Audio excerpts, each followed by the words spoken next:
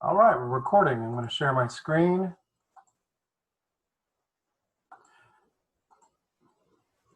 Make it nice and big. Got a swap presenter view. Okay, I'm up in the corner. Good. Laser pointer. Good. All right. Welcome to Modeling History in 3D, a presentation by a scale and 3D modeler who loves history. My name is Conley Kelly. I'm with Short Fuse Productions. That's my company. I'm an avid scale and 3D modeler. I've been in the Commemorative Air Force for 10 years, and I'm the education officer for the B-29, B-24 Squadron. I've also been a Richland College employee for 24 years. So what are we going to cover today? Here's our agenda. We're going to talk about what 3D modeling is and where you see it in popular culture. We're going to look at a step-by-step process to create 3D models. Now, I can't show you my software, which is called Strata 3D, but we're going to look at screenshots of a work in progress. We're going to talk about what and who inspires my art. And then we're going to look at my best work, some of my best models I've ever made, and talk about a lot of history along the way. So I hope an outcome for you is that you're fascinated by this. You might be looking at 3D modeling and movies and television games a little differently after this. You might even think about how you might implement a project. And then the history part's going to be essential because you'll be looking at a lot of World War II, aviation history, and I think you'll enjoy that. So in my perspective, modeling history honors heroes. Yes, we have our Avengers. We have our Avengers Assemble heroes. These are our comic book heroes, and I've seen all their movies and love them. But do you want to see my 3D Avenger? This is my 3D Avenger. This is a 3D model of a torpedo bomber from World War II called an Avenger. And you can see the 3D model and a scale model. I like to make both. If I can, I'll make a scale model and then a 3D model of that ship, plank, or tank that interests me. So this Avenger was famously flown by our 41st US President, George H.W. Bush, who happened to be one of the youngest naval aviators in history in World War II. He flew 58 combat missions, made 128 carrier landings, all by the age of 20. This man constitutes a hero for me, and it was an honor to make his plane in 3D and plastic. Let's look at some 3D in the movies where you probably most commonly see it. Here's a collage of different movies. You have Lion, the Witch, and the Wardrobe, Spider-Man, Shrek, the Scooby and Scooby-Doo, King Kong, Gollum from Lord of the Rings, the Avengers, of course, Star Wars, Star Trek, Transformers. This one over here, though, I want to call your attention to. This is the Liquid Terminator from Terminator 2, which came out in 1991. I think one of the first really good examples of using a 3D model character as a key plot point in a film.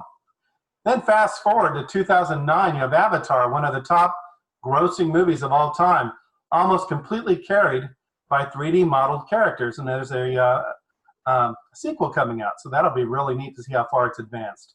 These are made by high-end industrial shops like ILM, Digital Main, and Weta Digital. And another one called Pixar.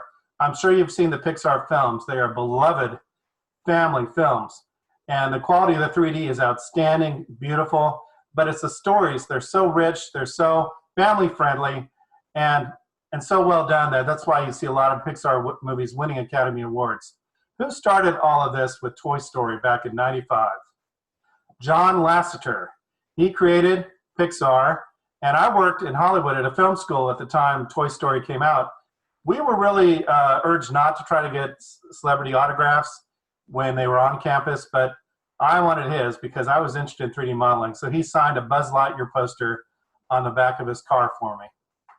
3D and TV, you see a lot of it. You see it in fantasy shows like Star Wars there, and in documentaries like dogfights and commercials. This one over here is interesting. This is Jimmy Neutron, made by DNA here in Dallas. Had a really nice run on Nickelodeon. Really interesting looking 3D. Then over here you have Ally McBeal, a TV show from the 90s. What makes this unique is she would have hallucinations in the show of a dancing baby, and it had to do something with her worry about having a child later in life. But that was made with 3D Studio Max. That was something you could buy off the shelf. So you didn't have to work for a high-end studio to make the models that you could see on Ally McBeal.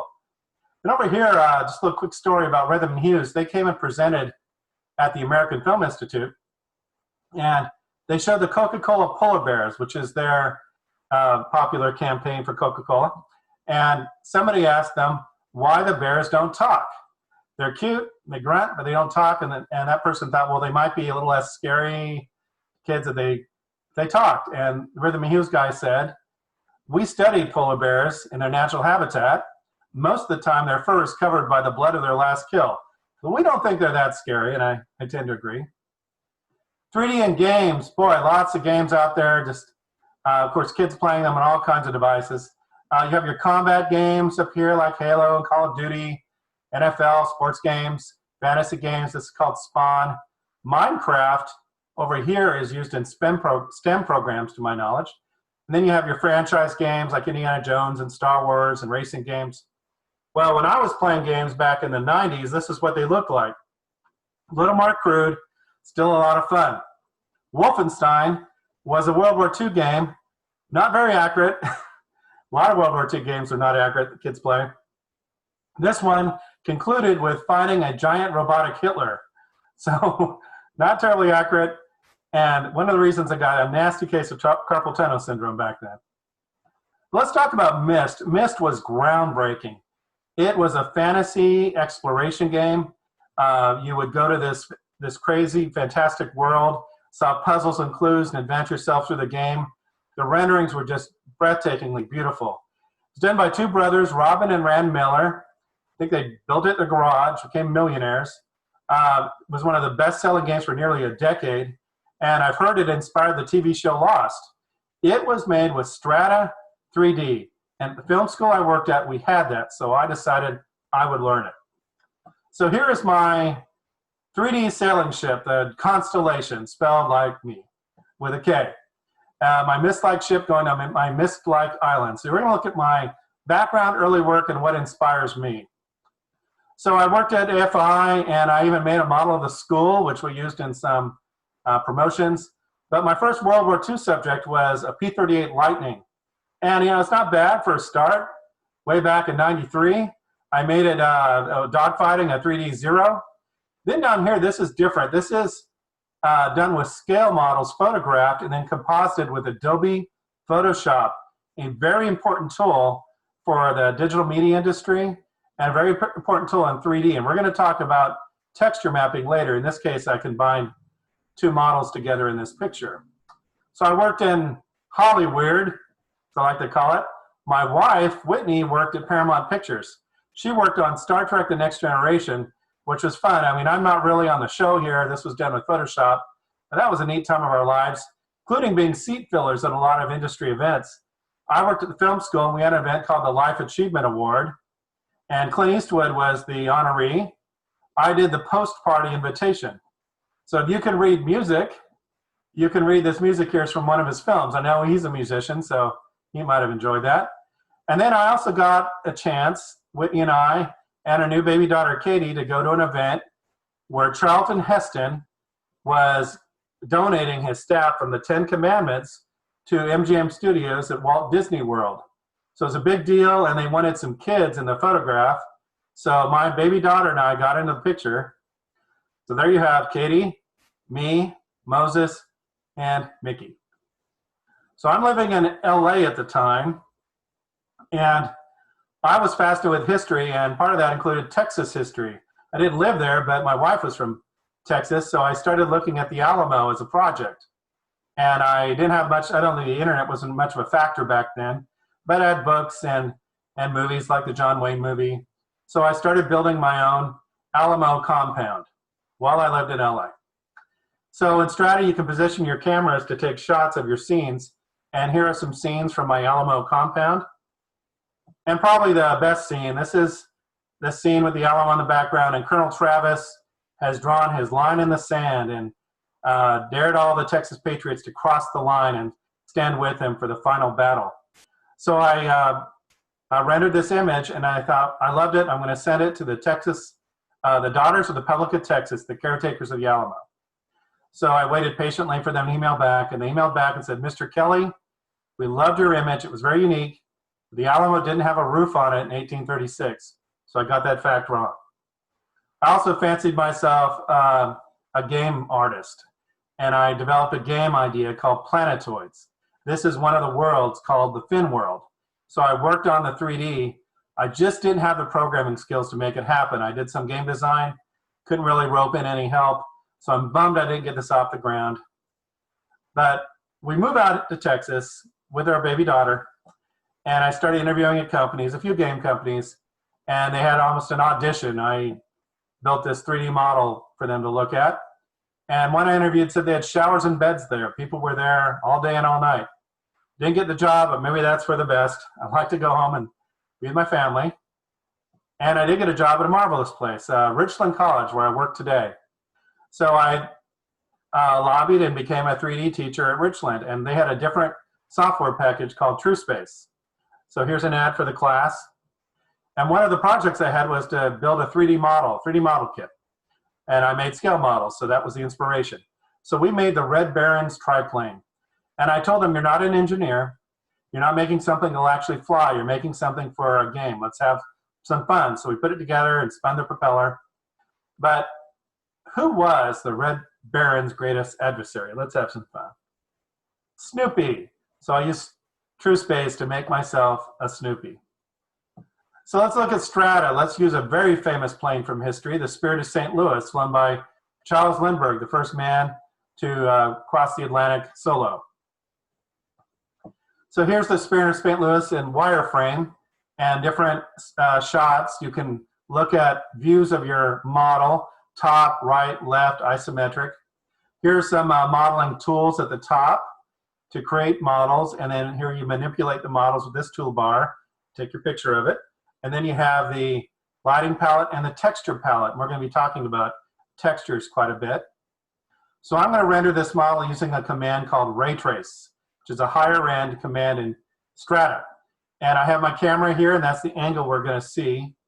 And here's the Spirit of St. Louis rendered. Nice looking model. Ray trace really makes your texture maps pop. Adds some nice shadows. I had a really nice background ready, so it turned out nice. And I can't really show you movies. It's just hopping around and trying to pull an animation. It's hard in a webinar like this. But I can show you what it looks like to plan for one. Here's an animation path. And you can see the airplane from the top view. These are the frames for the animation, 15 frames a second, and keyframes. And this is where you're going to turn your model or move it slightly. So you can see the Spirit of St. Louis, for animated, would begin to veer to the right. So that's how you create a model and animate it. Let's look at how you even start a project to begin with. Let's use a PBY Catalina, a very famous search and rescue plane from World War II as our subject matter.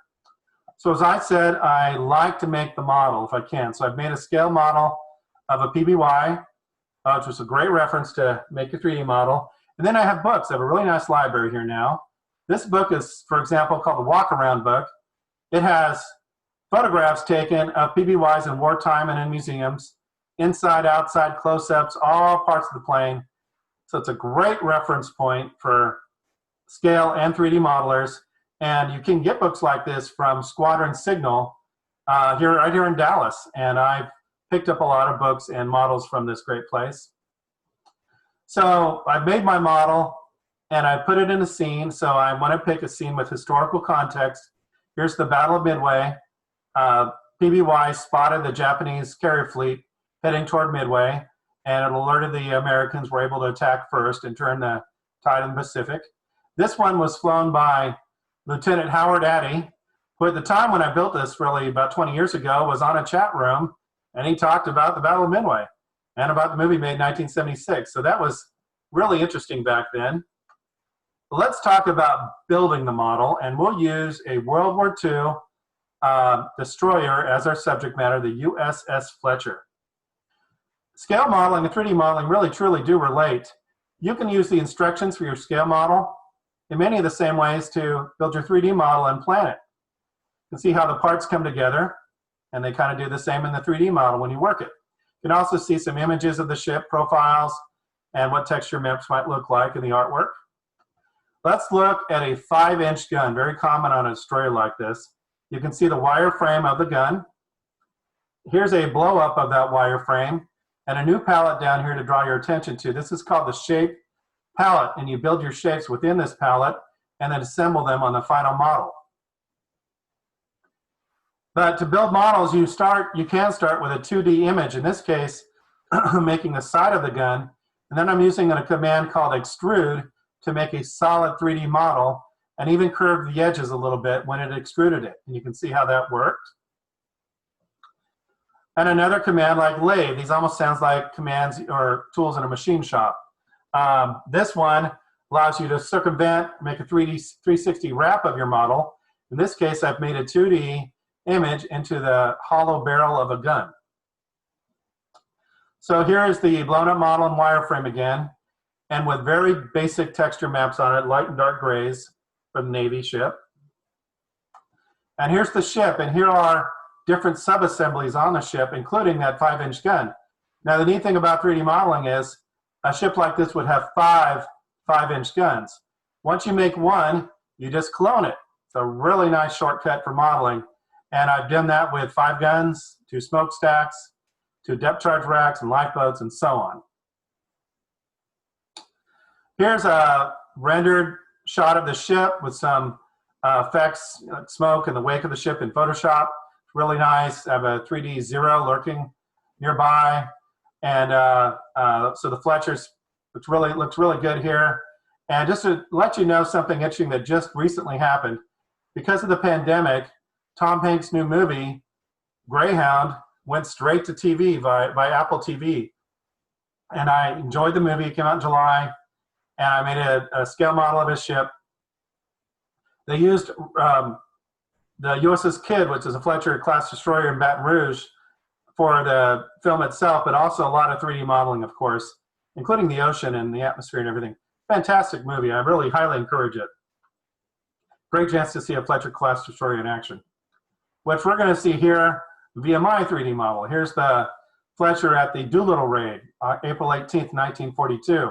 Just a few months after Pearl Harbor, we launched medium bombers off the USS Hornet in a very daring raid on the Japanese homeland. And you can see photographs of that actually happening, history there. I had the privilege of meeting Dick Cole, who was Jimmy Doolittle's co-pilot on the very first plane that took off the ship. And he lived to be 103. He just died a couple years ago. So it was a true honor to meet him. And I got a chance to meet him again at an event through the CAF for the 70th anniversary of the end of World War II. And here he is with my daughter, Katie, all grown up now. She sang the national anthem in front of Colonel Cole and some esteemed World War II veterans. I could not have been more proud. And this is a scale model I made of his plane. I didn't have it done by the time he was there, so I painted 2 wings of 2 kits I had, and he signed both. And since I've made one with a lot of neat features like the gun side and broomsticks for guns, if you know some of the story, the things they had to do to lighten the planes, and then even Dick Cole in the cockpit. So that's a really neat treasure of mine. Here's the Fletcher at the Battle of Midway, and that could have happened. The Hornet again is used, this time with a torpedo squadron on the deck, and these 2 ships served together at that time, so they could have been together for this battle. And here's a shot of the one of the aircraft carriers at Midway with its fighters or bombers on the deck. So it was neat to be able to combine that to make the Battle of Midway image. And if you had a chance to see the movie, a movie about Midway came out in the fall of last year. And, you know, it was Hollywood, but I liked the special effects. I always appreciate that stuff. And I was able to see aircraft and ships that haven't really existed for 75 years in all their glory. And that was really neat. And I like the throwback movie poster. And my friend Mike and I, who very dear friend, got to go see it together. I even had a chance just before the movie to see a Midway veteran talk about the film in front of a real flying Dauntless, which was a featured aircraft in the film, in a film flown by Dick Best. He was one of the heroes of the battle. I like that they featured him. And then I also made a 700 scale model of the Hornet and a 12-foot model, which is quite impressive. I take it out to air shows. It's an attraction for kids to play with. They can land on the back of the ship and learn about the LSO. So that's kind of a neat thing I got to do. But I need to talk about the 76 film too, because Charlton Heston is back. I was 10 years old when this movie came out. And so he's saying, his son in the movie was nicknamed Tiger. You know, which movie did you like better? Well, Midway, 76, focused just on the battle, and that was good. The recent film was all over the place. Had actual combat footage, which I thought, even though it wasn't always historically accurate, added dignity to the movie. And what a cast. Charlton Heston, Henry Fonda, Robert Mitchum, Glenn Ford, A-list of Hollywood at the time, and a John Williams score. He scored Star Wars and Indiana Jones. And I saw it in Sensorama. Now, in 1976, they were experimenting with this. It would vibrate your seats when bombs went off. And I saw that. I was 10 years old. Just, it was thrilling. And I made all the models from the film. So has a great memory for me. In terms of inspiration, Roy Grinnell, an aviation artist I got to know very well, passed away 2019. Miss him a lot. His work is unsurpassed. And I love talking to his wife. I keep up with her. She sells his art and carries on his legacy. Her tagline is, aviation art doesn't have to match your sofa. So here's some of Roy's work. Just fantastic work, and from World War II and aviation history. You can see it on coffee table books, like at Barnes & Noble and other places. Here's his cover of with a Spitfire painted on it from his painting right above of the Spitfire. So beautiful, beautiful, beautiful work. Here's some more shots and of his paintings. I got to collaborate with him a little bit, which is a true honor. I would make a model for him to use as a reference point. In this case, I made the model of a German aircraft carrier. And yes, they did have aircraft carriers. They never really were operational, but the Graf Zeppelin was one of their aircraft carriers. And so Roy was asked to do a painting for a what if story. And here's his final painting with the Stuka landing on the Graf Zeppelin. It's pretty neat. And then I went to events with Roy and Irene, including the birthday of Calvin Spann, a Tuskegee Airman. Roy had painted Lieutenant Spann and his wingman Roscoe Brown. Roscoe had shot down a German fighter jet, which was a great moment in history for the Tuskegee Airmen. Calvin loved that painting. Roy has worked outside of World War II in aviation. He got a gig with George Lucas, and I made a little Naboo fighter for him, and this was his first idea, but he went another direction and painted the droids with this big droid, and Lucas loved this one, and this one is in the book, Star Wars Visions. So Roy was pretty cool that he made that, and you can see some of his other work, wildlife and landscapes. He does a lot of Western art. I love this, the man's asking this woman to dance, and you can see the dancers in the mirror. So I implore you, if you would like some art for your house or your office, go to the website. Irene will take great care of you. His work is amazing. It'll be a conversation piece wherever you put it. I have a really beautiful canvas print of this piece by Roy called Raid on the China Coast. And it's behind me right now in this picture here. And this is my setup in my office. Really cool shot. And it turned out that I had a model of this aircraft to make. So here is the aircraft. I made it, and I put the big decal on the front. And I was thinking, could this be the first Angry Bird? So pretty neat to be able to make that. And that was during the lockdown. This was during the lockdown, too. I saw a Bearcat fighter at an air show in 2019, and I made the model of the plane. But it gave me a chance to put my Grumman fighters in one scene. Grumman made the cats. They made the Wildcat, Hellcat, and Bearcat from World War II. So my meme, which I wanted to do, was, yeah, I'm the guy who lives with 3 cats. Well, my wife was quick to remind me, we have 4 cats. We have another cat, Gladys. So you don't have to make the model from scratch. You can go out there and buy them. I don't know, they cost, the range can be all over the place. I know that somebody made a knockoff movie of Midway called Dauntless. In an article I read, had bought several of the models and saved them a lot of money in making the movie. I acquired a U-boat from Viewpoint Data Lab some time ago, and I put it in my scene. I did some texture mapping on it, a little extra detail work, added the seafloor, and it came out pretty neat, and there you see it on the surface as well. And I made a scale model of the Silent Hunter. Here is a scene I want to share with you. This is a scale model and a 3D model in one scene together combined with Photoshop. The Avenger is back. Here it is in Atlantic camo. These planes were used to hunt U-boats. So I created something interesting from history using both models. Another U-boat hunter in World War II was a plane called the R-4D, which was the Navy version of a C-47. The DFW wing, which is a CAF wing in Lancaster, Texas, just south of Dallas, has one of these that flies, and it's a World War II veteran that actually did bomb a U-boat. So I made this scene here inspired by a t-shirt they had down there. And here's their logo and website, and here's a shot of what that plane, a 3D shot of what that plane typically does, and it drops reenactor paratroops out of the plane at air shows. And here's their incredible hangar with all their unique aircraft. And normally they have a air show in the late August, early September timeframe, but the virus prevented that. It's a bummer, but we can go maybe see their air show car show next year. I like to tell people I'm sharing this with that they might think the war was way over in Europe or out in the Pacific, but it came pretty close to us too. We had U-boats off the shores of the East Coast and in the Gulf of Mexico. The Germans called it Operation Drumbeat, and they sunk quite a few ships early in the war. And this U-boat, U-166, was sunk just 45 miles off the coast of Louisiana. And I've even read that they dropped off spies on our coast. So kind of scary, the war was on our shores. Let's talk about texture mapping, and we'll use a P-40 Flying Tiger as our example, a really cool plane from World War II. Texture mapping at its most basic. You have a 2D image of the planet Earth, and then a sphere you make in strata, and here's the 2D image overlaying the sphere and with a bump map, and you get the planet Earth. Same concept for a 3D model you make. So in this case, I've made the Flying Tiger, and you can see the 2D image laid over the Flying Tiger. I call it skinning the model.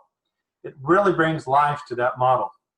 But you can see here, the wireframe isn't much, but add a texture frame and it becomes really cool. And here's the Flying Tiger in Asia fighting the Japanese right there. And you can see a beautiful flying tiger at the Kavanaugh Flight Museum in Addison, Texas. And here's their website. It's in the markings for General Charles Bond, passed away several years ago. I had a chance to meet General Bond, and I had his diary that he published, and I got him to sign it. So that was really an honor for me. And he was the artist in the American Volunteer Group. First one to paint the shark teeth on his plane, which was something the Brits did, but the Americans made it really famous. It even caught the attention of Walt Disney, who painted the Flying Tiger emblem that appeared on the Flying Tigers. And then the squadrons have some of their own logos and emblems. Charlie painted the First Pursuit, which was his First Pursuit squadron, and that was Eve chasing Adam around the apple. At first the apple was red, but recognizing that Japanese aircraft had big red circles on the side, Charlie wisely changed that apple to green. So you have these ships and planes, but you need 3D people to fly and pilot them. So in this case, I'm using PT-109 from World War II, Lieutenant John F. Kennedy's boat. What attacked and sunk Lieutenant Kennedy's boat? Well, it wasn't a rubber ducky, but I'll tell you, if you make this monogram 1/72 scale model, it's a great bathtub model. Here's my 3D model of PT-109, along with the scale model again, and Lieutenant Kennedy at the helm, and a Japanese float plane attacking it, kind of a cool scene. So I'm going to make my 3D people to go on the ship, and the older version of Strata I have is not a great organic modeler, so I did the best I could, put my own face on Kennedy's face, and that's what I ended up with. It looks much better from a distance, and the funny thing about this is my face is on the entire crew. But it turned out pretty good. Let's move on to another great moment in World War II history for 3D modeling. D-Day, what a great subject matter, and we're going to talk about 101st Airborne. Here is their patch. They parachuted in just before the invasion on the beaches, and very brave men behind enemy lines. Their emblem there, and then they flew in a C-47, which was like the R-4D drop parachute south, but it was painted with D-Day stripes for the Allied to recognize our friendly aircraft. And here it is in the scene with the paratrooper with some flak I painted in with Photoshop. And another interesting scene, looking up at the planes and the paratroopers. And this is neat because see everything I painted, but you can also see the transparency effect that Strata can put on a surface. And in this one, you can see slightly through it, and you can see the C-47 in the background. So pretty neat. But just to talk about scale models for a moment, I've made a lot. None is more special to me than this diorama that I put together. It's the 29th Infantry storming the beaches at Omaha Beach on D-Day. My wife went on a field trip to Europe with her school, and she went to Omaha Beach and was able to get a little bit of sand from the beach, which they let you do. She brought it back, and I put this diorama together, and on this diorama is sprinkled some of the sand from Omaha Beach. So it's very, very special to me, and I just love that I was able to make it. So that P-38 I made a long time at AFI. Kind of crude. I think my skills have gotten better back, well, I made this in 2015. So you can see my texture mapping's better, my modeling's better. Also the subject matter here, this is Major Richard Bong's P-38. He was our top ace in World War II, shot down 40 aircraft, which no one in the United States Air Force has ever surpassed. And so I made his plane, which is pretty neat, shooting down a Japanese Tony. That was the nickname for it. His wife's picture was on his plane. So amazing man, killed on August 6th, the same day we dropped the atomic bomb. He was stateside test piloting a jet. It's a very brave man. We lost way too early. So thinking about how all these projects were put together, looking at a scale model of this German King Tiger tank from the Battle of the Bulge, how would you put together a 3D model? I'm thinking that maybe your wheels are turning now. You're thinking, wow, how could I make the tread, make a wheel, clone it, make the various shapes, extrude, lathe, texture map. That's how I think when I look at models, and maybe you are a little bit too. So my best stuff, proud to show you my best stuff, and we're going to finish it up with a big, beautiful B-29 I know called Fifi. Let's look at an aircraft carrier, the USS Lexington, a fantastic museum. It's anchored at Corpus Christi, Texas. And obviously, I've made a 3D model of it. But back in 2007, my son and I, Kurt, got a chance to stay on the ship with his Boy Scout troop, which was fantastic. We stayed on the ship, got a patch for the Live Aboard program. So here we are on the ship, exploring and working with the docents and just having a great old time. But I'm also photographing the ship because I'm going to make a 3D model of this ship, making my visual library. One of these photographs, though, I'm very proud to say, won first place in a photography contest. We got out on the deck early the next morning, and I got this shot, walking into a dream. So here's the 3D model that I made. Very complex model, very interesting model, too, because I'm representing it as a training carrier. I think a lot of Navy pilots, when the ship was active, maybe took off or landed for the first time on this carrier. So I made it, and I've rendered all kinds of scenes from it. I'm very pleased with how the model turned out. And if you've been keeping an eye on the 3D models, you might be able to tell the difference here. But here's a shot on the deck of the ship, and then my 3D scene with my F-14 Tomcat. Doesn't have to have a propeller to interest me. I'll make it in 3D. So I've made an F-14 in 3D, very famously flown by Tom Cruise in Top Gun. So there it is on the ship and flying with its wingman. So another scout trip, we went to NASA, and on the way back, I talked my group into stopping at the Battleship Texas in San Jacinto, Texas. What made this very interesting was, of all days, it was December 7th, December 7th, which in 1941, the Battleship Texas looks very much like the battleships destroyed at Pearl Harbor. So it's a very unique ship, and it was really interesting to explore it that day on December 7th. So did I make a 3D model of the Battleship Texas? No, but we made a really cool Pinewood Derby car. I have made a battleship, and I made a battleship that's very, very famous from World War II, the German battleship Bismarck. At the time we weren't in the war, the Bismarck was, though, meant to destroy the convoys that were the lifeblood between America and Great Britain in early 1941. And you can see this was a massive battleship, the largest afloat at the time. And you can see my 3D model, Great movie on YouTube. You can see it anytime for free. Sink the Bismarck from 1960. Interesting movie because you get to see how the British Admiralty hunted the Bismarck. I would recommend it. One of my favorites.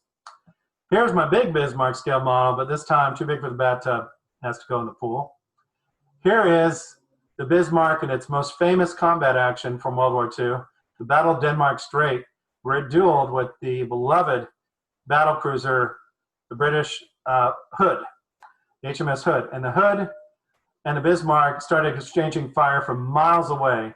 The Bismarck ended up hitting the Hood in its weak spot where it was vulnerable, and it penetrated into the ammo, and the Hood exploded in a terrific explosion. Only 3 men from that huge complement of sailors survived.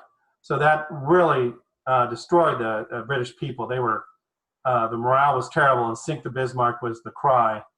Here's another shot, and this time it was inspired by a painting I saw. You can see the Prince Eugen, which was the cruiser that was with the Bismarck at the time during the battle. And this one has a cool technique called HDR rendering, which really makes a 3D pop. So the Bismarck has this battle, but it needs to go back to the safety of a French port, which the German occupied the French ports at the time, and it was damaged. So I was trying to make its getaway, and a PBY that we had landed the British spotted the Bismarck. Interesting at the time, we weren't in the war yet, but we had a Navy airman on this PBY, which wasn't known until many years later. So these are scale models. I put in a Photoshop scene. This is a British carrier torpedo bomber called a Swordfish. And carrier tactics were so new back then. These guys were brave, but it was one way they knew they could reach the Bismarck and try to stop the Bismarck in some way. And that's the Ark Royal in the background. So these planes could torpedo the Bismarck, and I'm going to create a scene using 3D and scale models. Here's the Swordfish in my kitchen. I'm photographing it so I can later do this. I can isolate it, prepare to put it into the 3D image. And here you have some other Swordfish, which I've cloned. Here's the final composite. And the Swordfish could not hurt the Bismarck when they hit the Bismarck broadside, but one of the Swordfish torpedoed the rudder, disabled the Bismarck.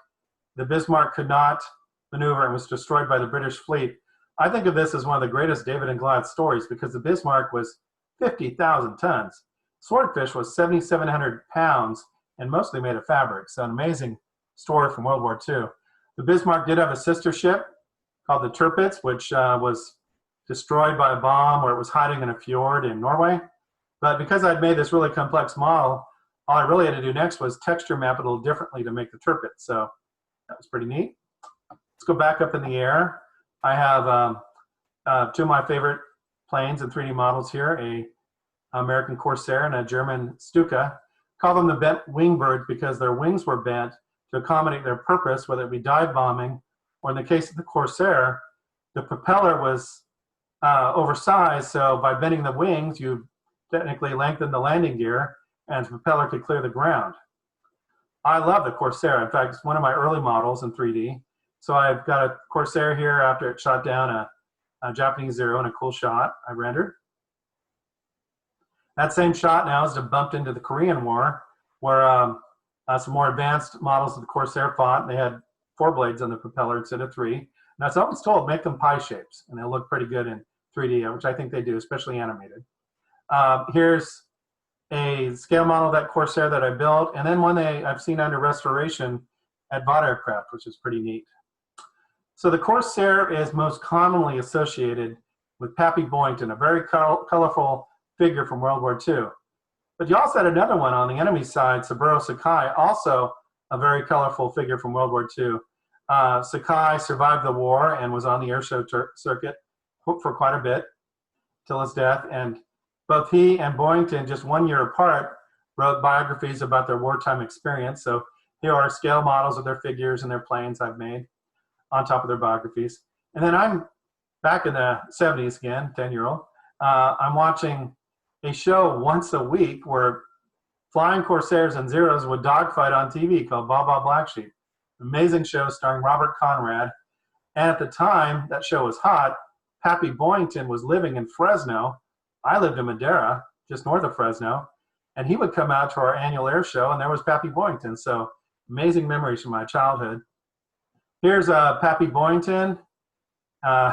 Great look on his face there. And his plane, which I've texture mapped. So honored to make his plane. What a Medal of Honor recipient, too. Here you have the scale model Stuka and a 3D model Stuka together. I think you can tell the difference. I think it's crazy that the crew chief painted probably the crew chief, big snake on the side of that plane.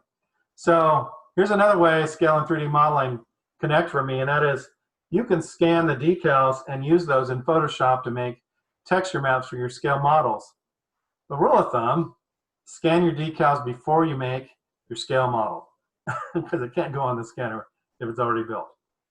So here is my Stuka in 3D. Love this model, turned out great. Love to play with it. Neat subject matter there. And then here's a model I've made more recently. This is a P-47 Thunderbolt, a very pristine model. I think my skills have come to the point where there are not a lot of glitches in this one. This one has a texture map featuring nose art of Hairless Joe, which is a little Abner cartoon character back in the 30s and 40s. Dave Schilling, the pilot of this plane, see his combat record here. He had it on his plane, and there's a photo of Dave Schilling. Being in the CAF, I've met some interesting people, including Jack Bradshaw, who flew with Dave Schilling. Jack actually got married during World War II, and Dave Schilling was his wingman, and we lost Jack a couple years ago, but it was wonderful to get to know him and learn his stories. Hairless Joe's artwork has been put on a modern warbird, and a photographer I've met through the CAF, Lyle Jasma, took this really beautiful shot of that aircraft.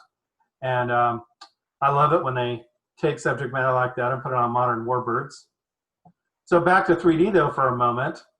Our top scoring ace in the European theater was Francis Gabby Gabreski, shot down 28 aircraft, and his plane was in the Wolfpack. They called that with the Dave Schilling's plane, and he had a similar texture map, so I was able to make his plane with not too many changes. That was cool. And I made a Focke-Wulf 190, which was often the opponent you'd see in the air against Gabby. And these two models are some of my best, so this is a really good rendering, in my opinion, of the work that I've done to date. P-47s also were out in the Pacific, escorting B-29s from islands in the Pacific to the Japanese mainland. And they were slightly modified for these longer missions. This is an end model. And I think this is neat because this one was flown by a gentleman named Oscar Perdomo. One of his ancestors was Pancho Villa. So he was Latino, obviously. And here's his P-47 and some artwork Roy made for a book cover and a model I made of his plane. But I've often thought about the Red Tails and the Tuskegee Airmen and that story and what that represents the African-American community. Well, Oscar Perdomo is a very heroic story for the Hispanic community. So I often wondered if that would be a good story to tell and use models, so to speak, if I had an audience for that. So a dream came true when I was able to present some of the top aces of World War II in their aircraft, or the aircraft they were most famously associated with.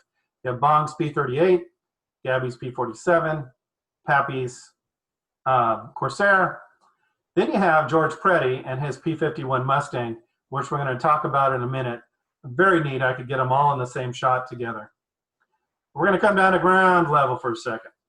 Here's a M3 Lee tank, and this one was inspired by Sahara, a film from 1943 starring Humphrey Bogart, who was our big action star back then. Might have been like The Rock is today for us, but there's a lot of famous movies, including this great World War II film.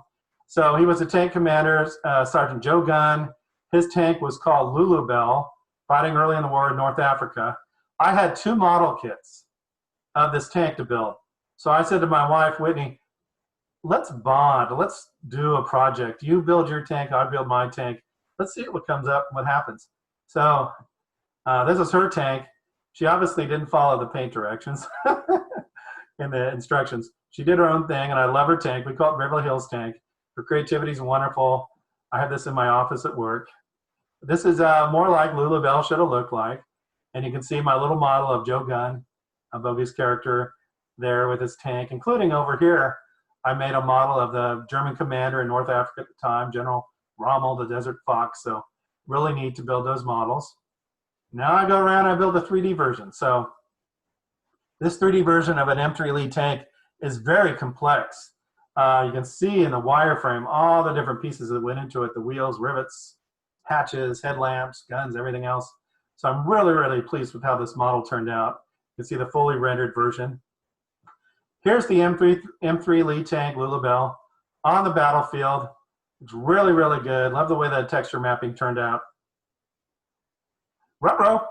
Here's the Snake Stuka making a dive bombing attack on Lula Bell. I hope it's a near miss.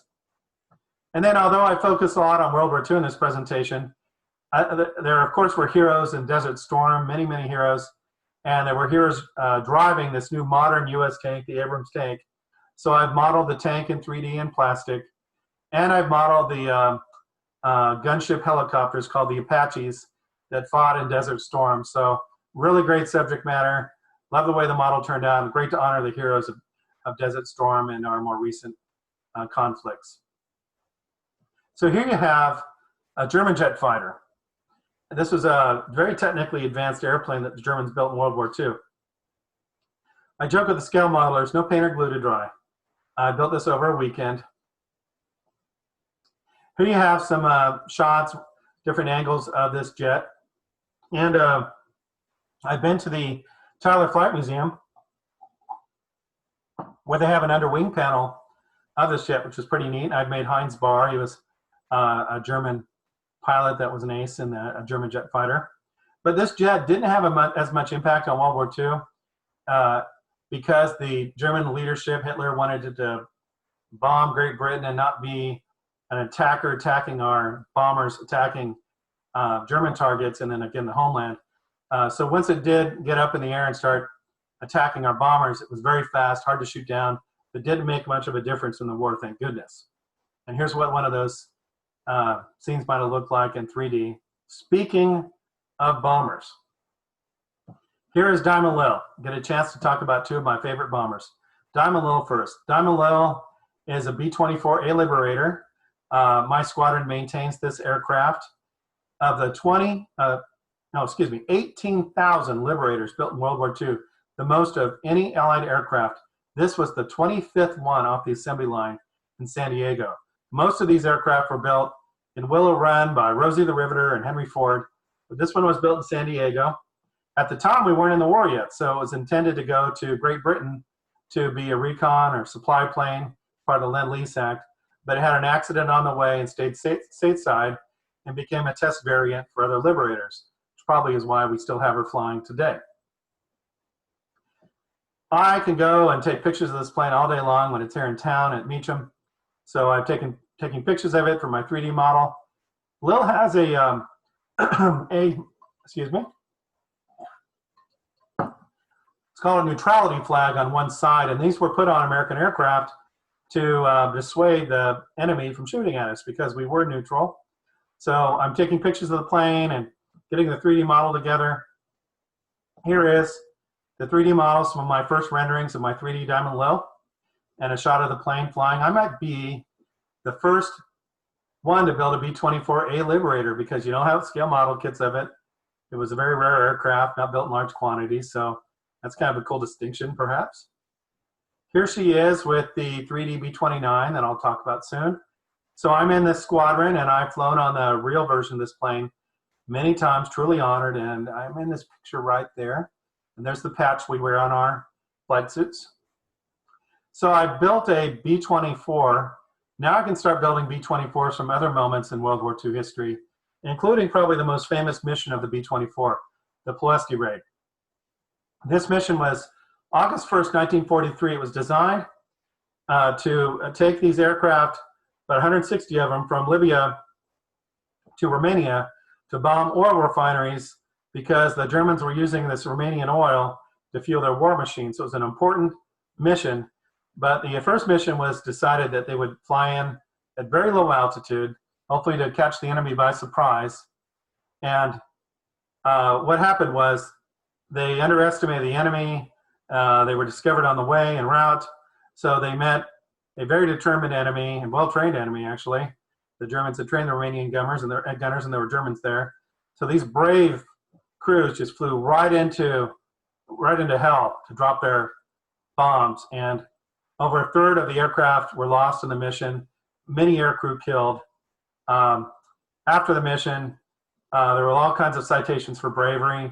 5 Medal of Honor recipients, 3 given posthumously, which is the most of any single air action in U.S. Air Force history. This is my friend, Robert Phillips. He ended up flying a later Ploesti mission because there were about a dozen or so missions later to bomb this important target. And I got a chance to meet Robert through the CAF and become friends with Robert. He passed away a few years ago, and I'm wearing his hat, which is something I wear on special occasions. I got a chance to make Robert's bomber from World War II. His B-24 was nicknamed Grumpy and had a grumpy Disney character on the side. So I made this bomber for Robert, and he loved it. He kept it right by his TV, admired it all the time, and I made a 3D model of his bomber as well.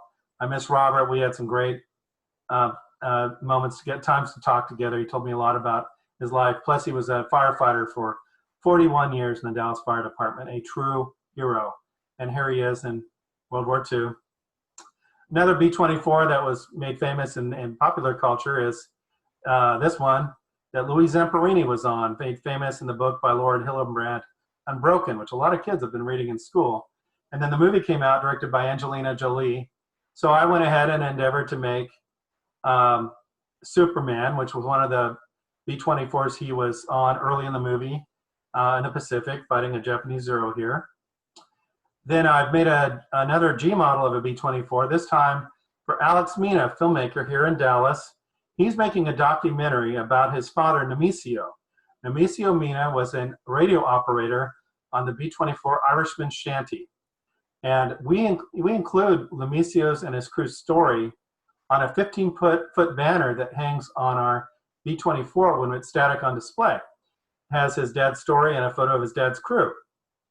So it's been a real honor to work with Alex and get to know him. His documentary about his dad is partway done. I've seen some of the work on it. It's going to be great, so I'm really looking forward to it. And there's the website if you want to see the work on it or donate. Diamond Lil is a magnet for reenactors. Here are a bunch of reenactors, I think in Reading, Pennsylvania.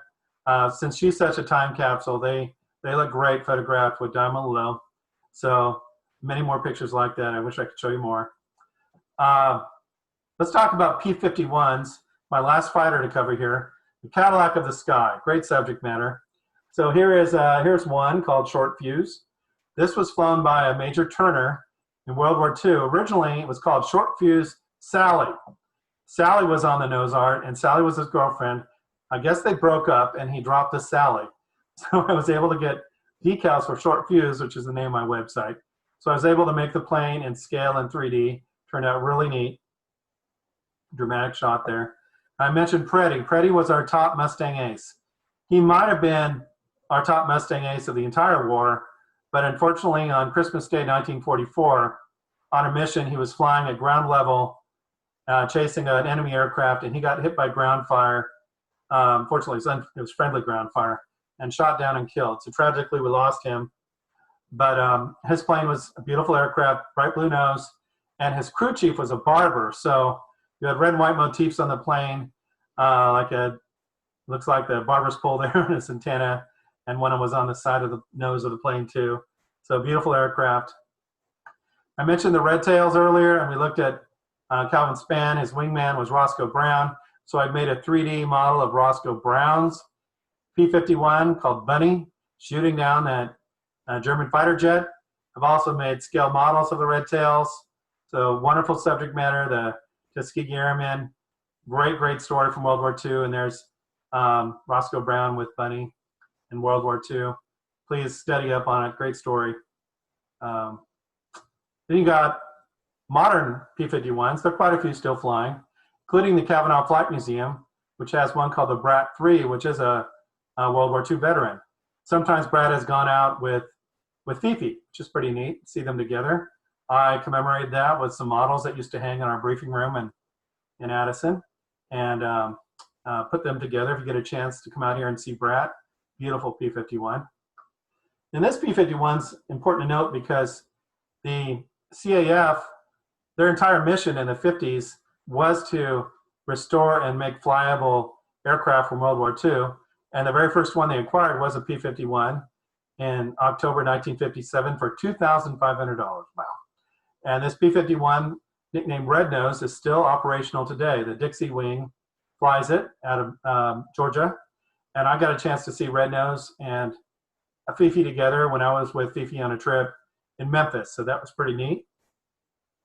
So Fifi, time for Fifi, my favorite B-29, one of my favorite bombers of all time. I'm privileged and honored to be one of the officers in the squadron that maintain Fifi, along with hundreds of wonderful volunteers and men and women. So I get a chance to make Fifi here in plastic and 3D. So my inspiration, and I'm lucky after 10 years of being in the squadron and doing a lot of the newsletters and things, I have lots of photographs of Fifi. This is a beauty. Look at that picture. Coincidentally, our whole air show season got shut down. So we are hoping people can donate to our squadron, which is CAFB29B24.org. Here's Fifi at 4th of July event not long ago in this summer, flying by the Washington Monument, and then returning to home base at Meacham Field in Fort Worth. So you can see her out there when she is here and not flying. She's hopefully going to fly a little bit this fall as the pandemic hopefully starts to become less of a threat. Here are my two bombers together. Beautiful shot. I'm on Diamond Lil in this picture, which is way cool. Now Diamond Lil has a door on this side, so I'm on the other side where there's a big open waist gun position window. So this is a shot you're seeing here, but this is what I saw. Unbelievable shot. One of my favorite of all time to see Fifi flying alongside us there. This is what it's like to be on tour. All of us in our flight suits on this particular tour. What a wonderful bunch of people. You become great friends. It's like touring with a rock star.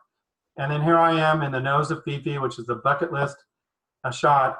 Now, George Lucas made Star Wars, and if you've seen the Millennium Falcon, you can obviously draw the conclusion that he was inspired by B-29s from World War II. Now, I don't have Han and Chewie next to me, but I have two great crew members, and that was truly a memorable thing to do, to fly in the nose of Fifi. So here's a scale model of Fifi that I made that used to hang from our briefing room ceiling, made my own decals. So I made the decals for dual purpose. I'm also using them on the 3D model. And here's the 3D model of Fifi coming together with the texture maps and the cockpit area. Here is the finished model, the wireframe, and then a nice shot of her banking. So this model's been used a lot since I built it. And I even used it, we made recently some challenge coins, and the 3D design was used for the design of the challenge coin.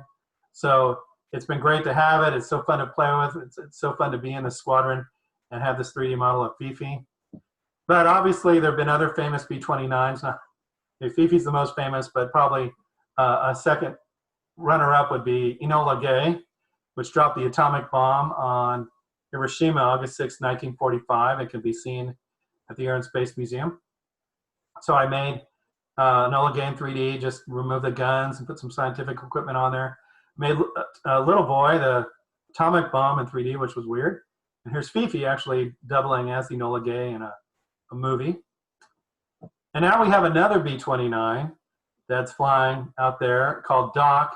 She's been flying a couple years. She's been restored. And here are Fifi and Doc on their first date at Oshkosh a few years ago, and the scene commemorated by me in 3D. So with 3D printing coming along, I had some pretty good subject matter. So I went to my college. This was several years ago. The 3D model I designed, and you can see the interface there. Printer was not that big, so I couldn't make the model that big. And then here you can see it with all the supports that come out that you have to trim away later. And boy, did I go through some Band-Aids with that. Kind of like fishing line. It's really rigid. And here's the final model in front of Fifi. That model took 6 hours and 15 minutes to print. The technology has come a long way even since then. Including this model I made this last summer, 2019. This is the Bell X-1 flown by Chuck Yeager, which on October 14th, 1947, in level flight, he broke the sound barrier. Huge milestone in aviation. So I endeavored to make this model in 3D and 3D print it. And B-29s are connected to this story because a B-29 took the Bell X-1 up to altitude where it could drop the Bell X-1 and fire up the engine, and the Bell X-1 could fly at level flight and break the sound barrier. So I used my Fifi model, had to carve out the bomb bay because they had to put the Bell X-1 up, snuggled into the bomb bay so the B-29 could take off. Fertile Myrtle was the name of the B-29. She looked a little different than Fifi. She had a black underside and USAF markings. So here is a scene together. And Chasing the Demon's the name of that print because a lot of aviators back then thought that a demon lived at the sound barrier and didn't think anybody could break it because planes were being destroyed or crashing. But Chuck Yeager proved a demon did not live at the end of the sound barrier. And here is that 3D model, which came out really, really good and kind of a cool concept here. The model's about as tall as a 2-liter Coke bottle. And you can see over here the model and the base designed for that. In August of 2019, I got a chance to show it off for the first time at the Frontiers of Flight Museum here in Dallas. And obviously The Right Stuff was an inspiration as well. I watched the movie a few times and the Tom Wolfe books out there to read. And one of the stories from the book and the movie is about Beeman's Gum, which I have on here on the diorama. Yeager, Sam Shepard played him in the movie, asked the flight engineer for a stick of Beeman's and says he's going to borrow it and give it back later. And test pilots would sometimes borrow things with the knowledge that they would have to be around later to give it back. And so they were risking their lives. So that was kind of the mythos of that story. The B-29 model, scale model I've made, the biggest of all, has been Goin' Jesse, which was a B-29 flown by a very, very dear friend of mine and World War II veteran, Charles Chauncey. I came to know Chauncey and his wife very well, flew with them, went to air shows with them. We lost Chauncey a couple years ago. Miss him terribly. What a great man. And he's consulted with me on this model of his aircraft. I made the decals for it, and then he got a chance to sign it at B-29 ground school. So then I made a 3D model of Chauncey's plane, and I said, Chauncey, what more could I do for this image? And he said that I could put little friends in the image, and those would be fighters. P-47s like Perdomos, and then P-51s flew missions escorting B-29s to Japan. And they were nicknamed Little Friends. So I obliged Chauncey, and I created another image of his planes with P-51s flying escort. And this rendering won 3rd place in an art contest. Very proud of that. And this P-51 up here was flown by Major James Tapp, our first ace over Japan. Well, wow. Then I meet Captain Jerry Yellen. Captain Yellen flew those escort missions with B-29s. And now Chauncey and his B-29s would fly up from the Marianas, and then we had taken Iwo Jima, and Jerry and Chauncey would meet up over Iwo Jima and then fly on to Japan. And so I met Captain Yellen, and he flew 19 missions, including the very last mission of the war, where his wingman was tragically killed. And this troubled Jerry a lot. And so he had PTSD and was able to use meditation and write books about his experience to help him cope with that. And then his son married the daughter of a Japanese fighter pilot, and he ended up having family in Japan. So that helped a lot with his healing. Great man and a great advocate for helping people with PTSD and also for the Spirit of 45. We lost Jerry a couple years ago, but a true honor to make an image like this with 3D models of Jerry's plane and Chauncey's plane together. So I mentioned the CAF. We hope to have a national air base and established in, well, it's already here, but built in Dallas soon, and the Education Center's construction is well underway. Here's what it might look like. We are doing air shows here now. Unfortunately, the pandemic canceled this year's air show, but this is what some of the air shows look like, including my friends like Lisa Foster up here, who does a Living History Rosie, veterans there, of course. I've even done a little face painting. So watch next October. Hopefully things will be changed and we'll have a magnificent air show again in Dallas and around the country, these planes flying again. So that's the end of my tale for now. And I appreciate your time. Here's my email address and my website. Please email me if you have any questions. I've shown you a smidgen of my artwork. If you go to my website, you can see a 1940s rural Texas airfield and tour it. And even the MASH compound, if you like that show, I've made that in 3D. If you're on Facebook, this is my Facebook group. I post a lot more frequently there. And if you want to get into scale modeling, Hobby Lobby is a great place to go to. They always seem to have a 40% off coupon online. I've got a lot of their stuff there. And then I just encourage you to make models, 3D or scale, go to air shows, support the CAF, support organizations that keep these airplanes flying, and just study history and honor the greatest generation. And as we say in the CAF, let's keep them flying. Thank you.